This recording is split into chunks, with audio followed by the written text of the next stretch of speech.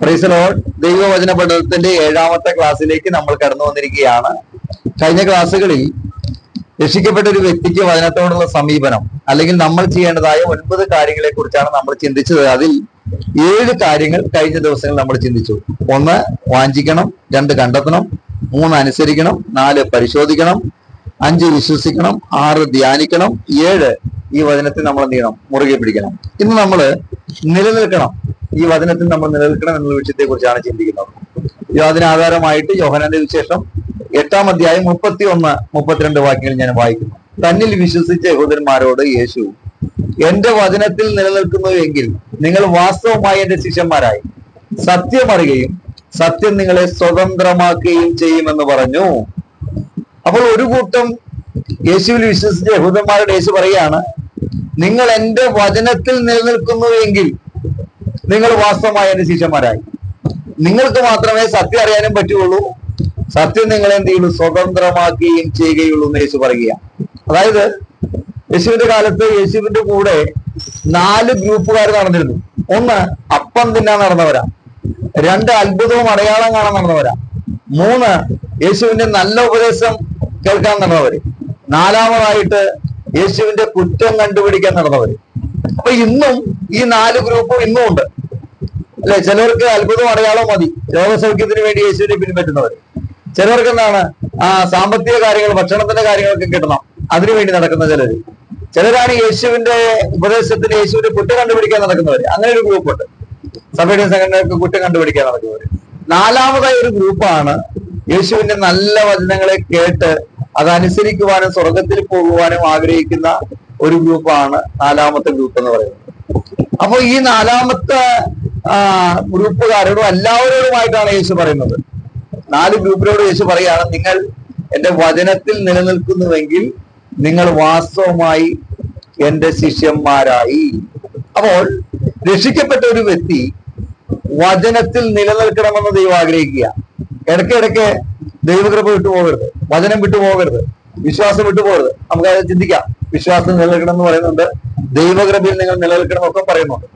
അപ്പൊ യഥാർത്ഥത്തിൽ യേശുവിന്റെ വചനം നമുക്ക് ലഭിച്ചു കഴിഞ്ഞാൽ, കാരണം രക്ഷിക്കപ്പെടുമ്പോൾ എന്താണ്? 1 പത്രോസ് 1:23 പറയുന്നത്, കെടുന്ന ബീജത്താലല്ല കെടാത്തതിനാൽ നിലനിൽക്കുന്നതും ജീവനുള്ളതുമായ ദൈവവചനത്താലാണ് നിങ്ങൾ വീണ്ടും ജയിച്ചത്. അപ്പൊ യഥാർത്ഥത്തിൽ ദൈവവചനം അകത്ത് എന്ന് മാനസാന്തരപ്പെട്ട് രക്ഷിക്കപ്പെട്ട ഒരു വ്യക്തിക്ക് മാത്രമേ യഥാർത്ഥമായി നിലനിൽക്കാൻ കഴിയുള്ളൂ. അപ്പോൾ താൽക്കാലികമായ കാര്യങ്ങൾക്ക് വേണ്ടി കർത്താവിനെ വിട്ടു പോകുന്നുണ്ടെങ്കിൽ അവർ യഥാർത്ഥമായ വചനമായ വിത്ത് അകത്ത് വന്നു ചെന്ന് വീണ് മാനസാന്തരപ്പെട്ടവരല്ലെന്നാണ് നമ്മൾ മനസ്സിലാക്കേണ്ടത്. നമ്മുടെ കാര്യങ്ങൾ മനസ്സിലാക്കണം. കാരണം ഇന്ന് അനേകർ രക്ഷിക്കപ്പെട്ടെന്ന് പറയും, പക്ഷെ എന്താണ്? വചനം വിട്ടുള്ള ജീവിതമാണ് നയിച്ചുകൊണ്ടിരിക്കുന്നത്, സാക്ഷ്യമില്ലാത്ത ജീവിതമാണ് നയിച്ചുകൊണ്ടിരിക്കുന്നത്. അപ്പോൾ ഞാൻ പറഞ്ഞു വന്നത്, നമ്മൾ വിശ്വസിച്ച് കഴിഞ്ഞാൽ ഈ വചനത്തിൽ നമ്മൾ നിലനിൽക്കണം. അപ്പൊ അതിനു വേണ്ടി എന്ത് ചെയ്യണം? നമ്മൾ പരിശ്രമിക്കണം. കൂടുതലായിട്ട് ദൈവവചനം നമ്മൾ വായിക്കണം, നമ്മുടെ ജീവിതത്തിൽ അത് പ്രാവർത്തികമാക്കണം. ഇല്ല, യാക്കോബിന്റെ കാര്യത്തിൽ നമ്മൾ കണ്ടു, എങ്കിലും വചനം കേൾക്കുക മാത്രം ചെയ്തുകൊണ്ട് തങ്ങളെ തന്നെ ചതിക്കാതെ അതിനെ ചെയ്യുന്നവരുമായിരിക്കും. കണ്ടോ? അപ്പൊ യഥാർത്ഥത്തിൽ വചനം നമ്മൾ വായിച്ചു കഴിയുമ്പോൾ നമ്മൾ അത് അനുസരിക്കണം. രക്ഷിക്കപ്പെടണം, അല്ലെ? മാനസാന്തരപ്പെടണം, രക്ഷിക്കപ്പെടണം, സ്നാനപ്പെടണം, പരിശുദ്ധമാനെ പ്രാപിക്കണം, വേർപാട് പാലിക്കണം, ഉപദേശം കേൾക്കണം, അല്ലെങ്കിൽ പ്രബോധനം കേൾക്കണം, അപ്പം നുറുക്കണം, പ്രാർത്ഥിക്കണം, കൂട്ടായ്മ ആചരിക്കണം. ഇങ്ങനെ അടിസ്ഥാന ഉപദേശങ്ങൾ ബൈബിൾ എഴുതി വെച്ചിട്ടുണ്ട്. അപ്പൊ ഇത് പടിപടിയായിട്ട് നമ്മൾ അനുസരിക്കണം. ചിലർ പറഞ്ഞ രക്ഷിക്കപ്പെട്ടാൽ മതി, സ്നാനപ്പെടണമെന്നാ. ക്രൂസിലെ കള്ളൻ രക്ഷിക്കപ്പെട്ടുള്ളൂ, അവൻ സ്നാനപ്പെട്ടിട്ടില്ല എന്നവൻ സ്വർഗത്തിൽ പോയതാ. ഞാൻ പറഞ്ഞത്, നീ കള്ളനാണെങ്കിൽ നീ സ്നാനപ്പെടണ്ട. ഞാൻ പറഞ്ഞ മനസ്സിലുണ്ടോ? എന്തുകൊണ്ടാ ക്രൂസിലെ കള്ളൻ സ്വർഗത്തിൽ പോകാൻ കാരണം? അവൻ ഇനി ഇറങ്ങി വന്നിട്ട് സ്നാനപ്പെടാനുള്ള ഒരു ദിവസം പോലും അവനില്ല. അതുകൊണ്ടാണ് കർത്താവ് പറഞ്ഞില്ലേ, നീ ഇന്ന് എന്നോടുകൂടെ പർദീസിലിരിക്കും എന്ന് പറഞ്ഞാൽ യേശുവും അന്ന് തന്നെ മരിക്കുകയാണ്, ഇവനും അന്ന് മരിക്കുന്ന യേശുവിനെ അറിയാം. അതുകൊണ്ട് യേശു പറഞ്ഞു, ഇന്ന് നീ എന്നോടുകൂടെ പർദീസിലിരിക്കും എന്ന് പറയുന്നത്. അപ്പോൾ നമുക്ക് രക്ഷിക്കപ്പെട്ടിട്ട് ഒരു ദിവസം കിട്ടിയാൽ നമ്മൾ സ്നാനപ്പെടണം, അല്ലെങ്കിൽ ഒരു അവസരം കിട്ടിയാൽ നമ്മൾ സ്നാനപ്പെടണം. അതുകൊണ്ടാണല്ലോ അപ്പോസ്തല പ്രവൃത്തികളുടെ പുസ്തകം 8-ാം അധ്യായത്തില് ഷണ്ഡനെ കുറിച്ച് പറയുമ്പോൾ അവിടെ എഴുതിയിരിക്കുന്നത് എന്താണ്? അവർ വഴി പോകയിൽ എന്ത് ചെയ്തു? യെശയ്യാ പ്രവാചകന്റെ പുസ്തകത്തെ ആധാരമാക്കിയിട്ട് എന്ത് ചെയ്തു? സുവിശേഷം അറിയിച്ചു. ആ 8-34 ഭാഗങ്ങൾ വായിച്ച് നമുക്ക് മനസ്സിലാവും. അപ്പോസ്തലപ്രവൃത്തികളുടെ പുസ്തകം. അങ്ങനെ സുവിശേഷം പറഞ്ഞുകൊണ്ടിരിക്കുമ്പോൾ ആ തേരിങ്ങനെ സഞ്ചരിക്കുക. എനിക്ക് ഏകദേശം ഒരു അരമണിക്കൂർ 1 മണിക്കൂറൊക്കെ ആയിട്ടാവുള്ളൂ. അവർ രക്ഷിക്കപ്പെട്ടു എന്നാണ് മനസ്സിലാവേണ്ടത്. അപ്പൊ അങ്ങനെ സുവിശേഷം പറഞ്ഞ് രക്ഷിക്കപ്പെട്ട് കഴിഞ്ഞപ്പോ അടുത്തതായിട്ട് ഈ ഷണ്ണം പറയാണേ, ഇതാ വെള്ളം, ഞാൻ സ്നാനം ഏൽക്കുന്നതിൽ എന്ത് വിരോധം. അപ്പൊ യഥാർത്ഥത്തില് സുവിശേഷത്തിൽ എന്തടങ്ങിയിട്ടുണ്ട്? സ്നാനം അടങ്ങിയിട്ടുണ്ട്. അതിന്റെ ആത്മീയ അർത്ഥത്തെ കുറിച്ച് നമുക്ക് സ്നാനം എന്ന ഒരു വിഷയത്തെ കുറിച്ച് നമുക്ക് കൃത്യമായിട്ട് ചിന്തിക്കാം. അതിൽ 1-2 കാര്യങ്ങളാണ് ഞാൻ ഈ പറഞ്ഞു പോകുന്നത്. അവിടെ യെശയ്യാ പ്രവാചകന്റെ പുസ്തകത്തെ ആധാരമാക്കി ഫിലിപ്പോസ് ഷണ്ണനോട് സുവിശേഷം അറിയിച്ചു. ആ സുവിശേഷം കേട്ട് കഴിഞ്ഞപ്പോ അവനെന്ത് മനസ്സിലായി? അവന് സ്നാനം ആവശ്യമാണെന്ന് മനസ്സിലായി. അപ്പൊ അതിന്റെ കാര്യം എന്താണ്? സുവിശേഷത്തിൽ സ്നാനമുണ്ട്. ഇന്ന് പലരും പറഞ്ഞു സുവിശേഷം പറഞ്ഞ രക്ഷ മാത്രമേ ഉള്ളൂ. അല്ല, അതിൽ ഒരുപാട് കാര്യങ്ങളുണ്ട്. കാരണം റോമാലേഖനം 6-ാം അധ്യായം നമ്മൾ ചേർത്ത് പഠിക്കണം. 6-ാം അധ്യായത്തിൽ പാപസംബന്ധമായി 6:2 പറയുന്നു, പാപസംബന്ധമായി മരിച്ചവരായ നാം ഇനി അതിൽ ജീവിക്കുന്നത് എങ്ങനെ? അല്ല, യേശു ക്രിസ്തുവിനോട് സ്നാനമേറ്റിരിക്കുന്ന നാം എല്ലാവരും അവന്റെ മരണത്തിൽ പങ്കാളികളായി തീർന്ന സ്നാനത്താൽ അവനോടുകൂടെ കുഴിച്ചിടപ്പെട്ടു എന്ന് പറഞ്ഞാൽ രക്ഷിക്കപ്പെടുമ്പോൾ പാപസംബന്ധമായി മരിക്കുന്നു. അവനെ കൊണ്ട് കുഴിച്ചിടുന്ന ശുശ്രൂഷയാണ് ഈ സ്നാനം എന്ന് പറയുന്നത്. അപ്പോൾ നമുക്കറിയാം, മരിച്ചു കഴിഞ്ഞാൽ അവരെ കുഴിച്ചിടണം. അല്ല, ഇപ്പോൾ ഒരു ഭർത്താവ് മരിച്ചു, ആ ഭാര്യ എന്ത് ചെയ്യും? ഇങ്ങനെ കരഞ്ഞുകൊണ്ടിരിക്കും അല്ലേ? അപ്പോൾ ഇപ്പൊ ഭർത്താവ് മരിച്ച വീട്ടില് ഡെഡ് ബോഡി വെക്കുമ്പോ ഈ ഭാര്യ എഴുന്നേറ്റ് പോയിട്ട് ഹോട്ടലിൽ പോയിട്ട് നല്ല ബിരിയാണി മേടിച്ച് വീട്ടിൽ കൊണ്ടുവന്ന് കഴിക്കുവോ? ഇല്ല. അങ്ങനെ കഴിച്ചാൽ പറയും, ഇവൻ മരിക്കാൻ വേണ്ടി ഇവിടെ ഇരിക്കുകയായിരുന്നു, അല്ലെങ്കിൽ ഇവൾക്ക് എന്തോ കുഴപ്പമുണ്ടെന്ന് പറയും അല്ലേ? ഇനി വൈകിട്ടായി ഭർത്താവിനെ അടക്കി കഴിഞ്ഞിട്ട് പിറ്റേ ദിവസം ഭക്ഷണം കഴിക്കുന്നില്ല, അതിന്റെ പിറ്റേ ദിവസം ഭക്ഷണം കഴിക്കുന്നില്ല, ഇങ്ങനെ പട്ടിണി എടുക്കുക. അപ്പൊ നാട്ടുകാരെന്ത് പറയും? വീട്ടുകാരെന്ത് പറയും? ഓണ്ടവൻ പോയി, ഇനി നീ നിന്റെ ശരീരം ഒന്നും കളയണ്ട, എന്നിട്ട് ഭക്ഷണം കഴിക്കാൻ പറയും. അതായത് മരിച്ചവന്റെ ആ പൂർണ്ണത എന്ന് പറഞ്ഞാൽ എവിടെയാണ്? ആ ഡെഡ് ബോഡിയുടെ അടക്കത്തോടു കൂടിയാണ് അതിന്റെ പൂർണ്ണത എന്ന് പറയുന്നത്. അതേപോലെ പാപസംബന്ധമായി മരിച്ച് അതിനെ പറഞ്ഞാണ് രക്ഷ എന്ന് പറയുന്നത്. അപ്പൊ അതിന്റെ പൂർണ്ണത സ്നാനത്തിലൂടെയാണ്. അതാണ് ഒരു തരത്തിൽ പത്രോസ്ലീഹ പറഞ്ഞു വെച്ചു, പാപങ്ങളുടെ മോചനത്തിനായി യേശുക്രിസ്തുവിന്റെ നാമത്തിൽ സ്നാനം എടുക്കാൻ പറഞ്ഞാൽ രക്ഷയും സ്നാനവും ഒരുമിച്ച് വരുന്നതാണ്. പൗലോസിനോട് തന്നെ പറഞ്ഞേ, അവന്റെ നാമം വിളിച്ച് പാപങ്ങളുടെ മോചനത്തിനായിട്ട് നിങ്ങൾ സ്നാനം എടുക്കണം. അപ്പൊ അതിന്റെ കാര്യം രക്ഷയും സ്നാനവും ഒരുമിച്ച് കിടക്കുന്ന ഒരു കാര്യമാണ്. രക്ഷിക്കപ്പെട്ടവൻ അല്ലെങ്കിൽ മരിച്ചവനെ കുഴിച്ചിട്ടെങ്കിൽ സ്മെല്ലെടുക്കും, കുഴിച്ചിട്ടില്ലെങ്കിൽ സ്മെല്ലെടുക്കും. അപ്പൊ ഇതേപോലെയാണെന്ന് രക്ഷിക്കപ്പെട്ട് നടക്കുന്ന അനേകർ ക്രിസ്തുവിന് വിരോധമായിട്ട് സംസാരിക്കുന്നതിന്റെ കാര്യം അറിയാമോ? ഇവൻ യഥാർത്ഥമായിട്ട് സ്നാനപ്പെടാത്തത് കൊണ്ട്, അല്ലെങ്കിൽ ഇവനെ അടക്കം ചെയ്യാത്തത് കൊണ്ടാണ്. ഒക്കെ ഞാൻ ആ ഭാഗത്ത് നിന്ന് വിടുക. അപ്പം ഇവിടെ പറയുന്നത് അവന്റെ വചനത്തിൽ നിലനിൽക്കുന്നു എങ്കിൽ, അപ്പൊ യേശു പറഞ്ഞ കൽപ്പനകളൊക്കെ നമ്മൾ നിലനിൽക്കുന്നു എങ്കിൽ മാത്രമേ നമുക്ക് യേശുവിന്റെ ശിഷ്യന്മാരാകാൻ കഴിയുള്ളൂ. അത് മാത്രമല്ല, സത്യം അറിയുവാനും ഈ സത്യം നമ്മളെ സ്വതന്ത്രമാക്കുകയും ചെയ്യുള്ളൂ. അപ്പൊ ഓരോ കൽപ്പനകൾ, ദൈവത്തിന്റെ വചനം ഓരോന്നും നമുക്ക് ലഭിക്കുമ്പോൾ നമ്മൾ എന്ത് ചെയ്യണം? ദൈവം നമ്മളോട് സംസാരിക്കുന്നതാണ് എന്ന് മനസ്സിലാക്കിക്കൊണ്ട് വചനത്തിന് മുമ്പിൽ വിധേയപ്പെട്ട് എന്ത് ചെയ്യണം? നമ്മെ തന്നെ പൂർണ്ണമായിട്ട് സമർപ്പിച്ചു കൊടുക്കേണ്ടത് ആവശ്യമാണ്. അതുകൊണ്ടാണ് അപ്പോസ്തലപ്രവൃത്തികളുടെ പുസ്തകം 14-ാം അധ്യായം അതിന്റെ 22-ാം വാക്യം. ഒന്ന് നമ്മൾ കണ്ടു, വചനത്തിൽ എന്ത് ചെയ്യണം? നമ്മൾ നിലനിൽക്കണം. ഇവിടെ പറയുന്നു നമ്മൾ എന്ത് ചെയ്യണം? വിശ്വാസത്തിൽ നിലനിൽക്കണം.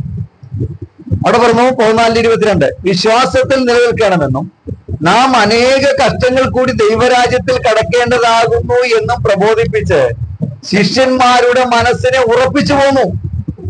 അപ്പൊ ഒന്ന് നമ്മൾ വചനത്തിൽ നിലനിൽക്കണം, രണ്ടെന്ത് ചെയ്യണം? വിശ്വാസത്തിൽ നിലനിൽക്കണം. എങ്ങനെ നമുക്ക് വിശ്വാസം വരുന്നത്? വിശ്വാസം കേൾവിയാലും, കേൾവി ക്രിസ്തുവിന്റെ വചനത്താലാണ് വരുന്നത്. അപ്പൊ വചനത്തിൽ നിലനിൽക്കുമ്പോൾ തന്നെ നമ്മുടെ ഹൃദയത്തിലേക്ക് ആഴമായ വിശ്വാസം വന്നുകൊണ്ടിരിക്കും. റോമാലേഖനം 10:17 ഞാൻ പറഞ്ഞത്. കണ്ടോ? അപ്പോൾ യഥാർത്ഥത്തിൽ ദൈവത്തിന്റെ വചനത്തിൽ നമ്മൾ കൂടുതൽ ശ്രദ്ധ കൊടുത്ത് ആ വചനത്തെ ധ്യാനിക്കുകയും പഠിക്കുകയും ചെയ്ത് ഓരോ ദിവസവും കൂടുതൽ വചനങ്ങൾ വായിക്കുമ്പോൾ എന്ത് ചെയ്യും? നമ്മുടെ ഹൃദയത്തിന്റെ അകത്തളത്തിൽ ആഴമായ വിശ്വാസം പകരപ്പെടും. അങ്ങനെയാണ് നമുക്ക് വിശ്വാസത്തിൽ നിലനിൽക്കുവാൻ കഴിയുകയുള്ളൂ. ഞാൻ പറഞ്ഞ കാര്യം നമുക്ക് മനസ്സിലാക്കണം. ഇന്ന് പലരും ഇത് പിശാചിന്റെ വലിയ തന്ത്രമാണ്. ഇന്ന് ദൈവസഭകളിൽ പോലും വചനങ്ങൾ പഠിപ്പിക്കുന്നില്ലല്ലോ, ഉപദേശങ്ങൾ പഠിപ്പിക്കുന്നില്ലല്ലോ. കാരണം ഉപദേശം പഠിച്ചാൽ, വചനം പഠിച്ചാൽ എന്ത് ചെയ്യും? ഒരു വിശ്വാസി നിലനിൽക്കുമെന്ന് പിശാചിന് അറിയാം. അതുകൊണ്ട് പിശാചിന്റെ തന്ത്രങ്ങളിൽ പെട്ട ഒരു കാര്യമാണ് ദൈവവചനം വായിക്കുവാനും ധ്യാനിക്കുവാനും നമുക്ക് കഴിയാതെ പോകുന്നതിന്റെ കാര്യം. അവൻ നമ്മുടെ ജീവിതത്തിൽ ആത്മീയ ക്ഷീണങ്ങൾ ഇട്ടുകൊണ്ടിരിക്കുക പിശാച്. കാരണം ഒരു വിശ്വാസി ദൈവവചനം വായിച്ച് ധ്യാനിച്ച് അവൻ ബലപ്പെട്ടു കഴിഞ്ഞാൽ അവൻ വിശ്വാസത്തിൽ നിൽക്കുമെന്ന് പിശാചിന് കൃത്യമായിട്ട് അറിയാം. അപ്പൊ അതുകൊണ്ട് നമ്മളെ ദൈവവചനം പഠിക്കാതിരിക്കുവാനുള്ള സാഹചര്യങ്ങൾ അവൻ ഒരുക്കി തരും. നമ്മളെ എല്ലാ കാര്യങ്ങളിലും ഇപ്പൊ ബിസിയാക്കിക്കൊണ്ടിരിക്കുകയാണല്ലോ. നമുക്ക് 2-3 മണിക്കൂറൊക്കെ ഫോൺ നോക്കിക്കൊണ്ടിരിക്കാൻ നമുക്കൊരു പ്രശ്നമില്ല. പക്ഷെ ദൈവവചനം വായിക്കുക എന്ന് പറഞ്ഞാൽ നമുക്കത് സാധിക്കത്തില്ല. നടുവേദനയായി, ക്ഷീണമായി, ഉറക്കമായി. ഇതൊക്കെ പിശാചിന്റെ വലിയ തന്ത്രമാണെന്ന് നമ്മൾ നിശ്ചയമായിട്ടും മനസ്സിലാക്കേണ്ടത് ആവശ്യമാണ്. അപ്പോൾ ഇവിടെ പറയുന്നത് നിങ്ങൾ എന്ത് ചെയ്യണം? വിശ്വാസത്തിൽ എന്ത് ചെയ്യണം? നിലനിൽക്കണം. നമുക്കറിയാം ഈ തെസ്സലോനിക്ക ലേഖനം നമ്മൾ പഠിക്കുമ്പോൾ 1 തെസ്സലോനിക്ക ലേഖനത്തില് പൗലോസ് എന്ത് ചെയ്തു? 2-ാം അധ്യായം 18-ാം വാക്യത്തില് 1 തെസ്സലോനിക്ക ലേഖനം 2-ാം അധ്യായം അതിന്റെ 18-ാം വാക്യം. ആ വാക്യം ഇങ്ങനെയാണ് പറയുന്നത്: അതുകൊണ്ട് നിങ്ങളുടെ അടുക്കൽ വരുവാൻ ഞങ്ങൾ വിശേഷാൽ പൗലോസായ ഞാൻ 1-2 പ്രാവശ്യം വിചാരിച്ചു, എന്നാൽ സാത്താൻ ഞങ്ങളെ തടുത്തു. അപ്പോൾ ഈ തെസ്സലോനിക്ക വിശ്വാസികളെ കാണുവാൻ പൗലോസ് ആഗ്രഹിച്ചു പ്രാർത്ഥിച്ചിട്ടും സാത്താൻ എന്ത് ചെയ്തു? 2 പ്രാവശ്യം തടഞ്ഞു എന്ന്. അതിന്റെ കാരണം എന്താണെന്നറിയാമോ? 3-ാം അധ്യായം അതിന്റെ 10-ാം വാക്യത്തിലാണ് കിടക്കുന്നത്. അവിടെ ഇരിക്കുന്നതാണ്: ഇനി നിങ്ങളുടെ മുഖം കാണുവാനും നിങ്ങളുടെ വിശ്വാസത്തിന്റെ കുറവ് തീർപ്പാനുമായി ഞങ്ങൾ രാവും പകലും വളരെ താല്പര്യത്തോടെ പ്രാർത്ഥിച്ചു പോരുന്നു. അപ്പോൾ പൗലോസ് തെസ്സലോനിക്കയിലേക്ക് ചെന്നാൽ എന്താണ് സംഭവിക്കുന്നത്? 1, അവരുടെ മുഖം കാണണം. 2, അവരുടെ വിശ്വാസത്തിന്റെ കുറവ് തീരപ്പെടും. എന്ന് പറഞ്ഞാൽ പൗലോസ് അവിടെ ചെന്ന് ദൈവവചനം പ്രസംഗിച്ചു കഴിയുമ്പോൾ ഈ തെസ്സലോനിക്ക വിശ്വാസികളുടെ ആ കുറവ്, അവിശ്വാസം അവരുടെ ജീവിതത്തിൽ ഉണ്ടെങ്കിൽ എന്ത് ചെയ്യും? ആ കുറവ് പരിഹരിക്കപ്പെടും. അവർ വിശ്വാസം നിലനിൽക്കുന്ന പിശാചിനെ അറിയാം. അതുകൊണ്ടാണ് എന്ത് ചെയ്തേ? ഈ സാത്താൻ എന്ത് ചെയ്തേ? പൗലോസിനെ തടുത്തത്. എന്നിട്ട് അതിന്റെ ഈ 4-ാം വാക്യം പറഞ്ഞെങ്ങനെയാണ്? ആരും കുരുങ്ങിപ്പോകാതിരിക്കേണ്ടതിന് നിങ്ങളെ സ്ഥിരപ്പെടുത്തുവാനും നിങ്ങളുടെ വിശ്വാസം സംബന്ധിച്ച് നിങ്ങളെ പ്രബോധിപ്പിക്കാനുമായിട്ട് നമ്മുടെ സഹോദരൻ ക്രിസ്തുവിന്റെ സുവിശേഷ ഘട്ടനത്തിൽ ദൈവത്തിന്റെ ശുശ്രൂഷകനുമായ തിമത്യോസിനെ അയച്ചു. വലുത്ത് പറയാണ്, ഞാൻ നിങ്ങളുടെ അടുക്കിലേക്ക് തിമത്യോസിനെ അയച്ചു. എന്നിട്ട് 3-ാം വാക്യം പറഞ്ഞു: കഷ്ടം അനുഭവിപ്പാൻ നാം നിയമിക്കപ്പെട്ടിരിക്കുന്നു എന്ന് നിങ്ങൾ തന്നെ അറിയുന്നുവല്ലോ. അടുത്തത്: നാം കഷ്ടം അനുഭവിക്കേണ്ടി വരുമെന്ന് ഞങ്ങൾ നിങ്ങളോട് കൂടെ ഇരുന്നപ്പോൾ മുമ്പ് കൂട്ടി പറഞ്ഞിട്ടുണ്ട്, അവണ്ണം തന്നെ സംഭവിച്ചു എന്ന് നിങ്ങൾ അറിയുന്നു. എന്നിട്ട് അടുത്ത കാര്യമാണ് ശ്രദ്ധിക്കേണ്ടത്: ഇത് നിമിത്തം എനിക്ക് ഒട്ടും സഹിച്ചുകൂടാഞ്ഞിട്ട് പരീക്ഷകൻ നിങ്ങളെ പരീക്ഷിച്ചുവോ, ഞങ്ങളുടെ പ്രയത്നം വെറുതെയായി പോയോ എന്ന് ഭയപ്പെട്ട് ഞാൻ നിങ്ങളുടെ വിശ്വാസത്തിന്റെ വസ്തുത അറിയേണ്ടതിന് ആളയച്ചു. കണ്ടോ? ഈ സാത്താൻ പരീക്ഷിച്ചു കഴിഞ്ഞാൽ എന്ത് സംഭവിക്കുന്ന അറിയാമോ? നമ്മുടെ വിശ്വാസം എന്ത് ചെയ്യും? കുറഞ്ഞു പോകുന്ന പറയുന്നത്. അപ്പൊ പരീക്ഷിച്ചിട്ട് നിങ്ങളുടെ വിശ്വാസം കുറഞ്ഞു പോയോ? ഇപ്പൊ എങ്ങനെയാണ് നിങ്ങളുടെ അവസ്ഥ ആയിരിക്കുന്നതെന്ന് അറിയേണ്ടതിന് വേണ്ടിയാണ് ആരെ അയച്ചത്? തിമത്യോസിനെ അയച്ചത്. നമുക്കറിയാം പത്രോസിനെ പാറ്റേണ്ടതിന് ലൂക്കോസ് 22:31 പാറ്റേണ്ടതിന് എന്ത് ചെയ്തു? യേശുവിനോട് സാത്താൻ എന്ത് ചെയ്തു? ചോദിച്ചു എന്നാ. പക്ഷെ നിന്റെ വിശ്വാസം പോകാതിരിക്കേണ്ടതിന് ഞാൻ പിതാവിനോട് അപേക്ഷിച്ചു എന്നാണ് യേശു പറയുന്നത്. അപ്പൊ നമ്മുടെ വലിയ വിശ്വാസത്തിന്റെ ഗുണം കൊണ്ടൊന്നും അല്ല നമ്മൾ കിട്ടുന്നത്. ഞാൻ പറഞ്ഞ കാര്യങ്ങൾ മനസ്സിലാക്കണം. ഇവിടെ പ്രത്യക്ഷത്തിൽ നോക്കിയാൽ പിശാച് നല്ല കാര്യമാണ് ചെയ്യുന്നത്. എന്ന് പറഞ്ഞാൽ പാറ്റുക എന്ന് നമുക്കറിയാലോ. ഈ നെല്ല് പാറ്റുമ്പോൾ എന്ത് ചെയ്യും? പതിരും നല്ല നെല്ലും വേർതിരിക്കപ്പെടുകയാണ് ചെയ്യുന്നത്. അപ്പൊ എളുപ്പമായില്ലേ? പിശാചത് പാറ്റിട്ട് വേണ്ടി എളുപ്പമാണെന്നല്ലേ നമ്മൾ ചിന്തിക്കേണ്ടത്. പക്ഷെ യേശുവിനെ മനസ്സിലായി, ഇവൻ പാറ്റിയാൽ സംഭവിക്കാൻ പോകുന്ന കാര്യം എന്താണ്? ഇവന്റെ പത്രോസിന്റെ വിശ്വാസം പോകുമെന്ന് യേശു മനസ്സിലാക്കി. അതുകൊണ്ട് സാത്താന് പാറ്റാൻ വേണ്ടി എന്ത് ചെയ്തില്ല? പത്രോസിനെ യേശു ക്രിസ്തു ഏൽപ്പിച്ചു കൊടുത്തില്ല. ഞാൻ പറഞ്ഞ കാര്യം നിങ്ങൾക്ക് മനസ്സിലാവുന്നുണ്ടോ? നമ്മുടെ വിശ്വാസം നിലനിൽക്കണം. നമ്മൾ വിശ്വാസത്തിൽ ആരോഗ്യമുള്ളവരായി തീരണം. ദൈവത്തിന്റെ വചനം പറയുകയാണ്, നമ്മൾ വിശ്വാസത്തിൽ ആരോഗ്യമുള്ളവരായി തീർന്നാൽ പിശാചിനോട് നമുക്ക് യുദ്ധം ചെയ്യാൻ കഴിയും. വിശ്വാസം എന്ന പരിചയം എടുത്തുകൊള്ളുകയും എഫെസ്യ ലേഖനത്തിൽ 6-ാം അധ്യായത്തിൽ പറയുന്നു. അപ്പൊ നമ്മുടെ വിശ്വാസം എന്ത് ചെയ്യണം? ഈ നാളിൽ നമ്മൾ എന്ത് ചെയ്യണം? വർദ്ധിപ്പിച്ചെടുക്കണം. അടുത്ത പോയിന്റ് ആണ്, ഈ വചനം നമുക്ക് ലഭിച്ചു കഴിഞ്ഞാൽ അത് നമ്മുടെ മക്കൾക്ക് എന്ത് ചെയ്യണം? അത് പറഞ്ഞു കൊടുക്കണം. ഈ ആവർത്തന പുസ്തകത്തിലെ അതിന്റെ 11-ാം അധ്യായം അതിന്റെ 18-ാം വാക്യം, ആ 18-ാം വാക്യത്തിൽ ഇങ്ങനെ എഴുതിയിരിക്കുകയാണ്: ആകയാൽ നിങ്ങൾ എന്റെ വചനങ്ങളെ നിങ്ങളുടെ ഹൃദയത്തിലും മനസ്സിലും സംഗ്രഹിച്ച് നിങ്ങളുടെ കൈമേൽ അടയാളമായി കെട്ടുകയും അവ നിങ്ങളുടെ കണ്ണുകൾക്ക് മധ്യേ പട്ടമായിരിക്കുകയും വേണം. വീട്ടിലിരിക്കുമ്പോഴും വഴി നടക്കുമ്പോഴും കിടക്കുമ്പോഴും എഴുന്നേൽക്കുമ്പോഴും നിങ്ങൾ അവയെ കുറിച്ച് സംസാരിച്ച് കൊണ്ട് നിങ്ങളുടെ മക്കൾക്ക് അവയെ ഉപദേശിച്ചു കൊടുക്കണം. കാരണം ദൈവം ഇസ്രായേൽ മക്കൾക്ക് കൊടുത്ത പ്രമാണം കണ്ടോ? അപ്പോൾ ഈ വചനം വീട്ടിലിരിക്കുമ്പോഴും വഴി നടക്കുമ്പോഴും കിടക്കുമ്പോഴും എഴുന്നേൽക്കുമ്പോഴും നിങ്ങൾ അവയെ കുറിച്ച് സംസാരിച്ചുകൊണ്ട് നിങ്ങളുടെ മക്കൾക്ക് അവയെ ഉപദേശിച്ചു കൊടുക്കണം. അപ്പോൾ യഥാർത്ഥത്തില് ഈ ഉപദേശിച്ചു കൊടുക്കണമെങ്കിൽ നമ്മൾ ഈ വചനം പഠിക്കണ്ടേ? മാതാപിതാക്കൾ വചനം പഠിക്കണ്ടേ? അപ്പൊ നമ്മൾ ആദ്യം ദൈവവചനം പഠിച്ചുകൊണ്ട് നമ്മുടെ തലമുറകൾക്ക് എന്ത് ചെയ്യണം? ഈ വചനത്തെ പറഞ്ഞു കൊടുക്കണം. അതാണ് 9-ാമത്തെ പോയിന്റ്. അപ്പോൾ രക്ഷിക്കപ്പെട്ട ഒരു വ്യക്തി ദൈവവചനം പഠിക്കുകയും നമ്മുടെ കുഞ്ഞുങ്ങൾക്ക് എന്ത് ചെയ്യണം? ഈ ദൈവവചനം പറഞ്ഞു കൊടുക്കണം. പഥ്യ ഉപദേശത്തിൽ തിമോഥെയോസിന് പറഞ്ഞുണ്ട്, പഥ്യ ഉപദേശത്തിൽ അവരെ വളർത്തണം. അപ്പൊ ഈ നാളുകളിൽ നമ്മൾ എന്ത് ചെയ്യണം? ദൈവവചനത്തെ നമുക്ക് ആഴമായിട്ട് പഠിക്കാം. നമുക്ക് സ്വർഗത്തിൽ പോകണം. ആ ഒറ്റ ആഗ്രഹമേ അമ്മേ നമുക്കുണ്ടാകാവൂ. എന്റെ ഒറ്റ ലക്ഷ്യമുള്ളൂ. അമ്മേ ലോകത്തിലുള്ള എല്ലാവരും എന്ത് ചെയ്യണം? ഈ വചനങ്ങൾ കേട്ട് കർത്താവിന്റെ വരവിന് വേണ്ടി എല്ലാവരും ഒരുക്കപ്പെടണം. ആ ഒറ്റ ലക്ഷ്യത്തോടു കൂടിയാണ് ഈ വീഡിയോ ഇടുന്നത്. എന്റെ പ്രധാന ഉദ്ദേശം അത് തന്നെയാണ്. കാരണം ഞാൻ കഴിഞ്ഞ ഫസ്റ്റ് വീഡിയോയിൽ ഞാൻ പറഞ്ഞു, കർത്താവിന്റെ വരവിനെ കുറിച്ച് വലിയൊരു വെളിപ്പാട് എനിക്ക് കാണിച്ചു.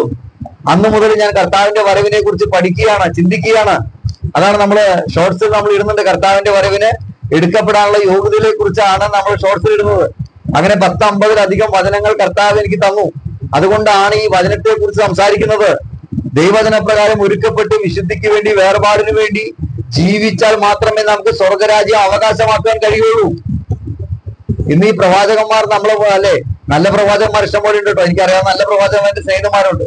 പക്ഷേ ഭൂരിഭാഗം പ്രവാചകന്മാരും ഇന്ന് ഭൗതികമായ നന്മകൾ പറഞ്ഞുകൊണ്ട് ഈ ലോകത്തിൽ എന്തെല്ലാം നേടാമെന്ന് പറഞ്ഞുകൊണ്ട് നമ്മളെ മോഹിപ്പിച്ചുകൊണ്ട് ദൈവവചനത്തിൽ നമ്മളെ അകറ്റി കളഞ്ഞുകൊണ്ടിരിക്കുക. യഥാർത്ഥത്തിൽ ഭൗതികമായ കാര്യത്തെ കുറിച്ചല്ല കർത്താവ് പറഞ്ഞത്. കർത്താവ് പറഞ്ഞു, മുൻപേ അവന്റെ രാജ്യം നീതി അന്വേഷിപ്പീൻ, അതോടുകൂടെ ഇതൊക്കെ നൽകി തരാമെന്നാണ് പറഞ്ഞു. മുൻപേ നമ്മൾ അവന്റെ രാജ്യവും നീതിയുമാണ് അന്വേഷിക്കേണ്ടത്. സ്വർഗരാജ്യത്തിൽ പോകുവാനുള്ള കുറവുകൾ പരിഹരിച്ചുകൊണ്ട് അതിനുവേണ്ടി ഉപവസിക്കുകയും പ്രാർത്ഥിക്കുകയും ചെയ്യണം. കാരണം കർത്താവിന്റെ വരവ് ഏറ്റവും ആസന്നമായി. കറ, ചുരുക്കം, മാലിന്യം, വാട്ടം ഒന്നുമില്ലാത്ത നിർമ്മല കന്യകയെ ചേർക്കുവാൻ വേണ്ടിയാണ് യേശു കർത്താവ് വരുന്നത്. അതുകൊണ്ടാണ് കർത്താവിന്റെ വരവിനെ കുറിച്ചുള്ള യോഗ്യതകളെ കുറിച്ച് നമ്മൾ പഠിക്കുമ്പോൾ ഒരുപാട് കാര്യങ്ങൾ അവിടെ പറയുന്നുണ്ട്. അതൊക്കെ നമ്മൾ അനുസരിച്ചാൽ മാത്രമേ കർത്താവിന്റെ വരവെങ്കിൽ നമുക്ക് എടുക്കപ്പെടുവാൻ കഴിയുകയുള്ളൂ. നമ്മൾ വഞ്ചിക്കപ്പെട്ടു പോകരുത്. നമ്മൾ അനുസരിക്കാൻ വേണ്ടിയാണ് പ്രമാണങ്ങൾ തന്നിരിക്കുന്നത്, ലേഖനങ്ങൾ തന്നിരിക്കുന്നത്. അതുകൊണ്ട് ദൈവജനം ഈ നാളുകളിൽ ദൈവനം വായിക്കുകയും ധ്യാനിക്കുകയും ചെയ്തുകൊണ്ട്, വചനത്തെ പഠിക്കുകയും ചെയ്തുകൊണ്ട്, വചനത്തെ അനുസരിച്ചുകൊണ്ട് കർത്താവിന്റെ വരവിന് വേണ്ടി നമുക്ക് ഒരുങ്ങണം. നമുക്ക് ആ ഒറ്റ ലക്ഷ്യമേ ഉണ്ടാകാവൂ. അധികം പേരൊന്നും കർത്താവിന്റെ വരവിൽ എടുക്കപ്പെടാനുണ്ടാകത്തില്ല. കാരണം കർത്താവിന്റെ വരവിനെ കുറിച്ച് പഠിച്ചു കഴിഞ്ഞപ്പോൾ എനിക്ക് മനസ്സിലായി, ഇന്ന് ഈ ദൈവസഭയുടെ പോക്കൊരു വല്ലാത്ത പോക്കാണ് പോയിക്കൊണ്ടിരിക്കുന്നത്. ഇനിയിപ്പോ ഒരു ഒത്തുപൊരുത്തം ജീവിതം കൊണ്ടൊന്നും ഒരു വ്യക്തിക്കും സ്വർഗരാജ്യം അവകാശമാക്കുവാൻ കഴിയത്തില്ല. അതുകൊണ്ടാണ് നമ്മൾ 1 യോഹന്നാൻ ലേഖനം 3-ാം അധ്യായം 2-3 വാക്യങ്ങൾ പറഞ്ഞു, അവനോട് നമ്മൾ സദൃശ്യന്മാരാകും എന്ന് പ്രത്യാശിക്കുന്നവനെല്ലാം അവൻ നിർമ്മലനായിരിക്കുന്നത് പോലെ തങ്ങളെ തന്നെ നിർമ്മലീകരിച്ചാൽ മാത്രമേ അവനോട് സദൃശ്യന്മാരാകാൻ കഴിയുള്ളൂ. അപ്പോൾ എന്തുകൊണ്ടാണ് നമ്മൾ ദൈവജനം പഠിക്കുന്നത്? ദൈവജനം പഠിക്കുന്നതെന്ന് പറഞ്ഞാൽ എന്താണ്? നമ്മെ വിശുദ്ധീകരിക്കുവാൻ, നമ്മുടെ കുറവുകളെ കണ്ടെത്തുവാൻ, പരിഹരിച്ചുകൊണ്ട് ഒരു നിർമ്മല കന്യകയായി കർത്താവിന്റെ വരവിന് വേണ്ടി ഒരുക്കപ്പെട്ടു നിൽക്കുവാൻ വേണ്ടിയാണ് നമ്മൾ ഈ ദൈവവചനം പഠിക്കുന്നത്. അതുകൊണ്ട് നമ്മൾ ഈ ദൈവവചനം പഠിക്കുകയും നമ്മുടെ തലമുറകൾക്ക് അത് പകർന്നു കൊടുക്കുകയും ചെയ്യണം. ഇന്ന് വ്യക്തമായ ഒരു ഉപദേശവും ഒന്നും പഠിപ്പിച്ച് നമ്മുടെ തലമുറകൾക്ക് കൊടുക്കാൻ പറ്റുന്നില്ലല്ലോ. അതുകൊണ്ടല്ലേ ചോദിക്കുന്ന ചോദ്യങ്ങൾക്ക് മറുപടി കൊടുക്കാത്തത് കൊണ്ടല്ലേ അവർ എന്ത് ചെയ്യുന്നത്? ആ ദൈവവചനം കൃപ വിട്ടു പോയിക്കൊണ്ടിരിക്കുന്നത്. ഞാൻ കുറച്ച് ദിവസങ്ങൾ കഴിയുമ്പോൾ ലൈവ് ഇടാൻ ആഗ്രഹിക്കുന്നുണ്ട്. അപ്പോൾ ദൈവത്തിനുള്ള ചോദ്യങ്ങൾക്കൊക്കെ നമുക്കന്ന് മറുപടി നൽകാം. നമ്മുടെ തലമുറകൾക്ക് നമ്മൾ ഉപദേശങ്ങൾ പറഞ്ഞു കൊടുക്കണം, ഉപദേശങ്ങൾ പഠിപ്പിച്ചു കൊടുക്കണം. അതാണ് പഠിപ്പിച്ചു കൊടുക്കേണ്ടത്. അവരെ ദൈവകൃപയിൽ നിൽക്കുവാനുള്ള ഉപദേശങ്ങളാണ് നമ്മൾ പറഞ്ഞു കൊടുക്കുന്നത്. അങ്ങനെയെങ്കിൽ ഈ നാളുകളിൽ നമ്മൾ ദൈവവചനം പഠിക്കുകയും നമ്മൾ കർത്താവിൽ നിലനിൽക്കുകയും ദൈവത്തിൽ നിലനിൽക്കുകയും വിശ്വാസം നിലനിൽക്കുകയും വചനത്തിൽ നിലനിൽക്കുകയും ഈ വചനം നമ്മുടെ തലമുറകൾക്ക് പകർന്നു കൊടുക്കുകയും ചെയ്യാം. ഈ വചനങ്ങളാൽ കർത്താവ് നമ്മൾ എല്ലാവരെയും അനുഗ്രഹിക്കുമാറാകട്ടെ. അപ്പോൾ നമ്മൾ ഈ കാര്യത്തെക്കുറിച്ച് 9 കാര്യങ്ങളെ കുറിച്ച് നമ്മൾ പഠിച്ചു. 1 വാഞ്ചിക്കണം, 2 കണ്ടെത്തണം, 3 കൈക്കൊള്ളണം, 4 പരിശോധിക്കണം, 5 വിശ്വസിക്കണം, 6 ധ്യാനിക്കണം, 7 മുറുകെ പിടിക്കണം, 8 നിലനിൽക്കണം, 9 ഈ വചനം നമ്മുടെ മക്കൾക്ക് എന്ത് ചെയ്യണം? പറഞ്ഞു കൊടുക്കണം. ഇതാണ് രക്ഷിക്കപ്പെട്ട നാം ഓരോരുത്തരും ചെയ്യേണ്ടതായ 9 കാര്യങ്ങൾ എന്ന് പറയുന്നത്. ഈ വചനങ്ങളാൽ കർത്താവ് നമ്മൾ എല്ലാവരെയും അനുഗ്രഹിക്കട്ടെ. മറ്റൊരു വിഷയമായിട്ട് നമുക്ക് നാളെ കടന്നു വരാം, അടുത്ത ദിവസങ്ങളിൽ കടന്നു വരാം. കർത്താവ് നമ്മളെല്ലാവരെയും അനുഗ്രഹിക്കുമാറാകട്ടെ. God bless you all.